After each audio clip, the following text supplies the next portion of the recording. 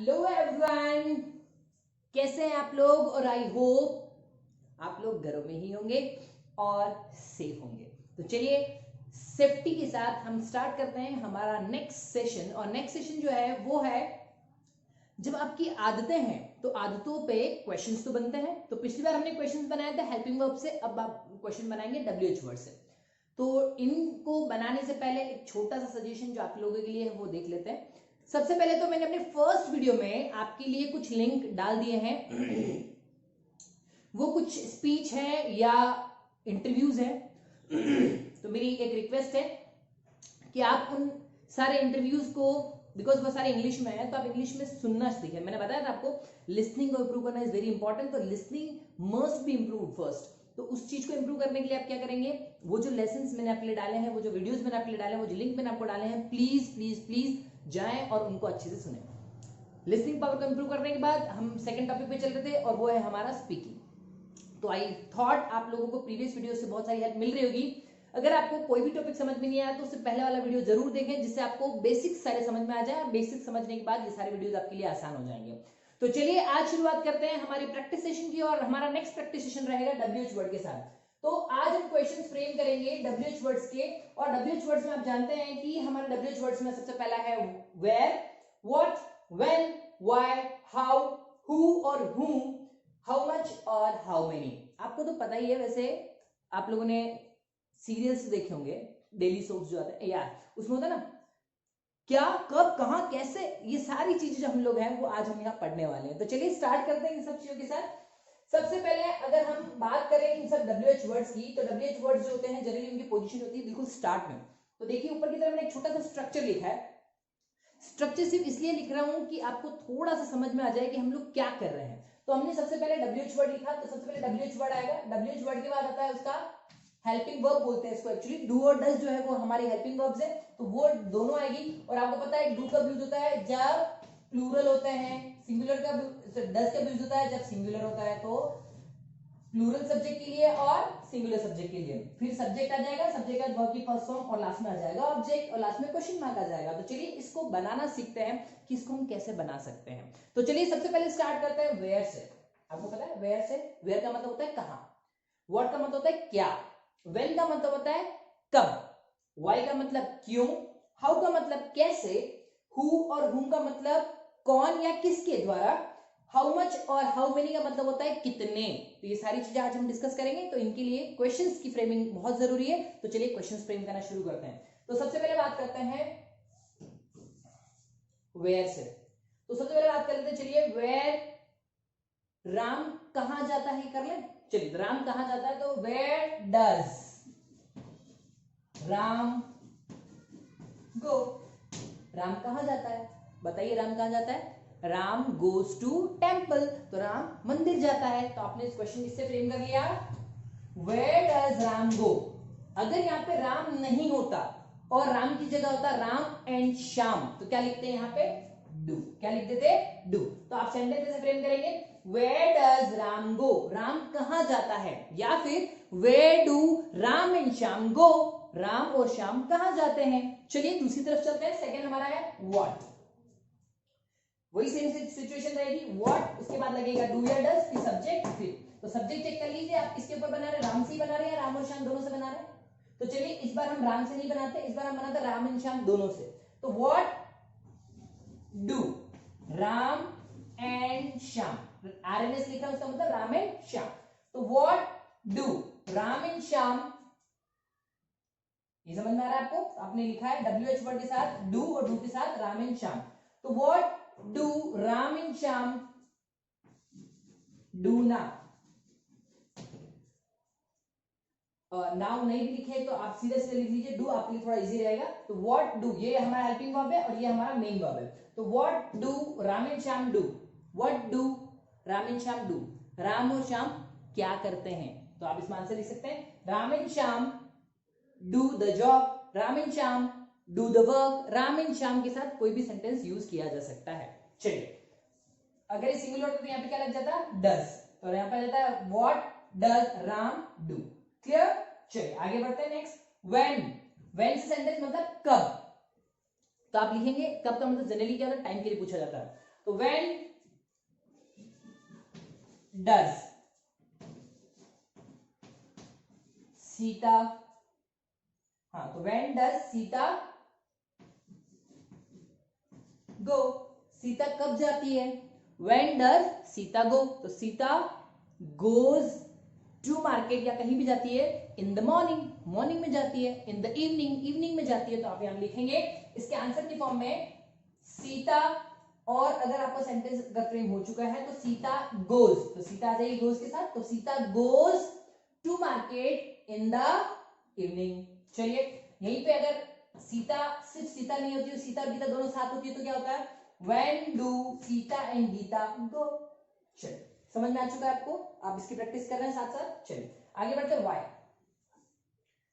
तुम ऐसा क्यों करते हो? Why do you do this, why do you do this, तुम ऐसा क्यों करते हो?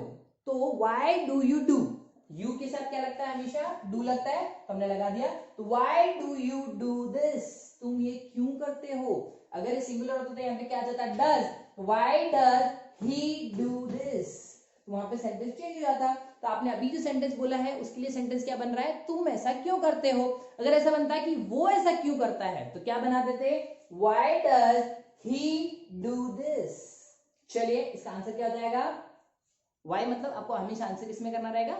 अगर वाई का मतलब क्यों है तो आंसर बनेगा क्योंकि। तो आप लिखेंगे यहां पे I do this, I do this because of, जो भी रीजन रहेगा वो रीजन बता देना है, तो ऐसा आपका आंसर बन जाएगा। तो चलिए आगे बढ़ते हैं। नेक्स्ट हाउ, आपको तो जनरली सेंटेंस तो पता ही होगा। How do, yes how do you do this, how sentence बना लीजिए इसे। हाउ डज ही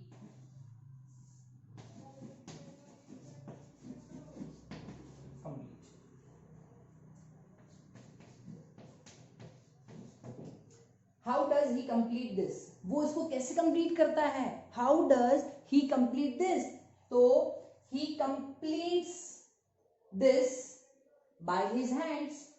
कैसे करता है? बता दिया कैसे करता है। तो अगर यहाँ पे होता प्लूरल तो यहाँ पे होता how do you, how do I, how do we, how do they, how do Ram and Shyam. But singular है तो क्या आ जाएगा? How does he. अगर शी में होता तो हाउ डज शी, अगर इट में होता तो हाउ डज इट, और कोई सिंगुलर होता तो हाउ डज राम या हाउ डज श्याम, और वहां पे क्या आ जाता? Complete this. चलिए आंसर के बाद नेक्स्ट आता है हु और whom। तो इसमें जनरली हु से सेंटेंस कम बनते हैं, whom से ज्यादा बनते हैं। तो whom do you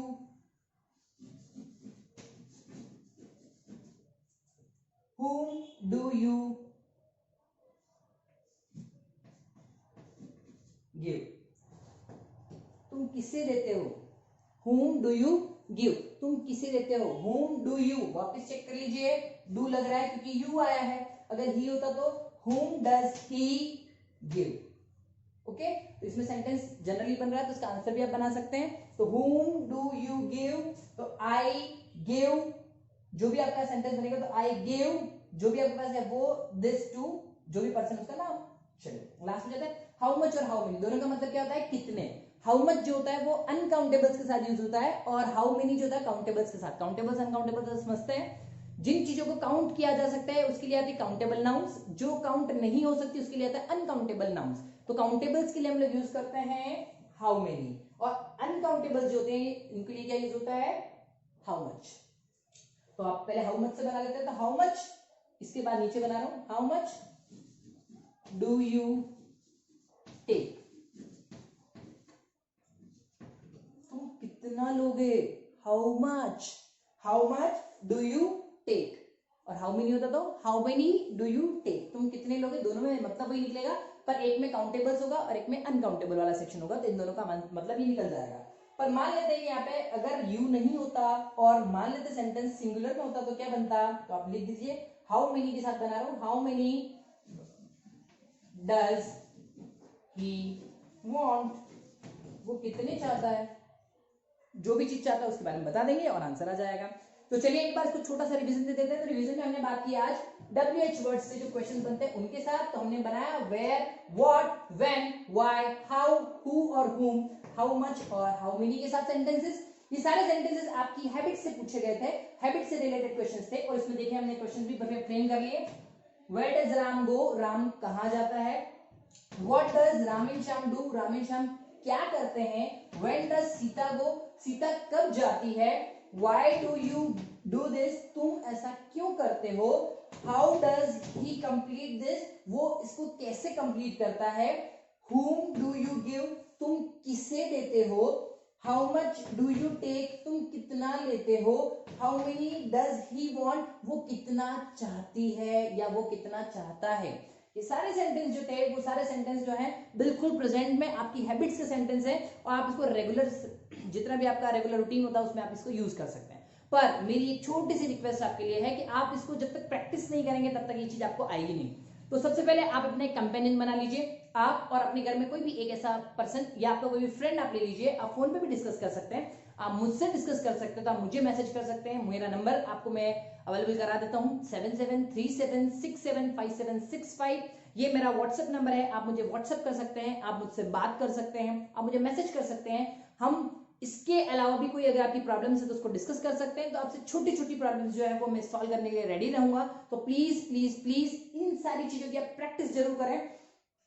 और अभी हमारा जो छोटा सा सेक्शन हमने कंप्लीट किया उसमें माई हैबिट्स करके, माई फ्रेंड्स हैबिट्स करके हमने जो कंप्लीट किया है, और उसके ऊपर बहुत सारे ढेर सारी चीजें हमने पढ़ी। उसके पॉजिटिव सेंटेंस पढ़े, उसके नेगेटिव सेंटेंस पढ़े, उसके बाद उसमें क्वेश्चन फ्रेमिंग पढ़ी, WH से क्वेश्चन फ्रेमिंग पढ़ी। तो ये सारी चीजें आज हमने कंप्लीट कर ली है। और आज जो हमने कंप्लीट किया है उसका एक छोटा सा डेमो मैं चाहता हूं आप प्लीज प्लीज प्लीज मुझे लिख के जरूर बताएं कि आपको कैसा लग रहा है और आपको क्या चीजों की प्रॉब्लम्स आ रही है, तो हम उसके साथ सॉल्व कर लेंगे। तो चलिए एक छोटा सा क्विक रिकैप है, आप देख लीजिए जल्दी से फटाफट, छोटा सा रिवीजन है, जल्दी करिए, एक बार इन सबको देख लीजिए, फटाफट से उतार लीजिए। चलिए तो आज के सेशन को एंड करेंगे। आज के सेशन को एंड करने से पहले टुडेज वर्ड, आप लोगों ने कल के सेक्शन में जो डिस्कस किया था या हमारे प्रीवियस सेक्शन में डिस्कस किया था, तो हमने आपको वर्ड बताया था, वो था स्नीजिंग। स्नीजिंग मतलब छींकना था। आज हम बात करते हैं छींकने से रिलेटेड वर्ड है म्यूकस की। म्यूकस जो होता है उसको बोलते हैं कफ। आपके गले में जो कफ हो जाता है उसको बोलते हैं म्यूकस। इसको बलगम भी बोलते हैं, बलगम और कफ को हम लोग बोलते हैं म्यूकस। म्यूकस जो है उसके लिए सेंटेंस बना लेते हैं, तो म्यूकस से आपको समझ में भी आ जाएगा। तो mucus prevents lungs from harmful particles. जो भी बाहर के फॉरेन पार्टिकल्स होते हैं, हार्मफुल पार्टिकल्स होते हैं, उनसे लंग्स को बचाने वाला कौन होता है, म्यूकस। क्योंकि म्यूकस क्या करता है, एक we can say jelly like particle होता है जो क्या करता है, जितने भी डस्ट पार्टिकल्स होते हैं उसको क्या करता है, अपने अंदर ट्रैप कर लेता है, और अर्ली मॉर्निंग जब भी होती है तो हम उसको क्या कर लेते हैं, रिमूव आउट कर लेते हैं। तो ये चीज आपको बहुत यूजफुल होती है। तो म्यूकस जो है, पर वो एक्स्ट्रा भी नहीं जमना चाहिए, आपके अंदर कफ जमा हुआ नहीं होना चाहिए, इससे आपको हार्मफुल जो रहती है वो भी। इसलिए गर्म चीजों का सेवन करें। गर्म चीजें मतलब काढ़ा पी सकते हैं, चाय कॉफी पिए, तो ये आपको जितना भी बलगम वाला सेक्शन है उससे बचाने की कोशिश करेगा। तो एक रिक्वेस्ट आपसे, घरों में बने रहिए, सेफ रहिए और जुड़े रहिए इकोजैन के साथ, और सीखते रहिए English in easy way. Bye.